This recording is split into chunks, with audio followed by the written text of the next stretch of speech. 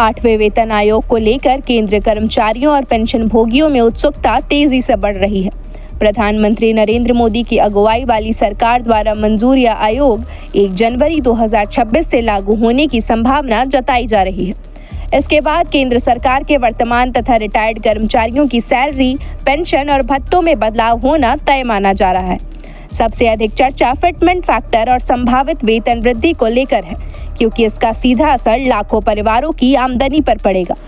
Media reports की माने तो यदि फिटमेंट फैक्टर ऊपरी स्तर पर तय हुआ तो फिलहाल 18,000 रुपए की न्यूनतम बेसिक सैलरी बढ़कर करीब 51,480 रुपए तक पहुंच सकती है। हालांकि सरकार ने अभी तक वृद्धि के प्रतिशत पर कोई आधिकारिक घोषणा नहीं की है। अनुमान है कि देश में लगभग 50 लाख केंद्रीय कर्मचारी और करीब 65 लाख पेंशन भोगी इस आयोग से लाभान्वित होंगे। परंपरा के अनुसार सरकार हर 10 साल में वेतन आयोग बनाकर वेतन और पेंशन की समीक्षा करती है। इसी बीच डीए यानी महंगाई भत्ते को लेकर चल रही अफवाहों पर भी सरकार ने स्पष्ट किया कि फाइनेंस एक्ट 2025 के बाद भी पेंशन धारकों को डीए मिलते रहेगा। यह केवल गंभीर अनुशासनहीनता के मामलों में ही रोका जा सकता है।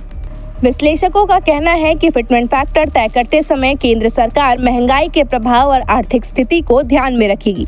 शुरुआती आकलन में यह 2.83 से 3 तक के स्तर पर रहने की चर्चा है, लेकिन यह जरूरी नहीं कि वेतन उतने गुना ही बढ़े। अंतिम फैसला आयोग की रिपोर्ट आने के बाद ही होगा। कुछ दावे यह भी कह रहे थे कि 1 जनवरी 2026 से सैलरी संशोधन सीधे लागू हो जाएगा, पर फिलहाल ऐसा होता नजर नहीं आ रहा है। अभी आयोग ने अपने अंतिम सिफारिशें सरकार को नहीं भेजी है। सरकार समीक्षा करेगी, फिर संशोधन के बाद फाइल आगे बढ़ेगी और उसके बाद ही लागू प्रक्रिया शुरू होगी। 7वें वेतन आयोग में भी पूरी प्रक्रिया लगभग 18 महीने चली थी। इसलिए अनुमान है कि इस बार भी 2026 के अंत या 2027 की शुरुआत तक कर्मचारियों को बढ़ी हुई सैलरी का लाभ मिल सकता है। यानी नए साल में फिलहाल इंतजार ही करना पड़ेगा, लेकिन उम्मीद बड़ी है और नजरें रिपोर्ट पर टिकी हुई है। खबर का मतलब बवाल न्यूज। हमारे चैनल को सब्सक्राइब जरूर करें।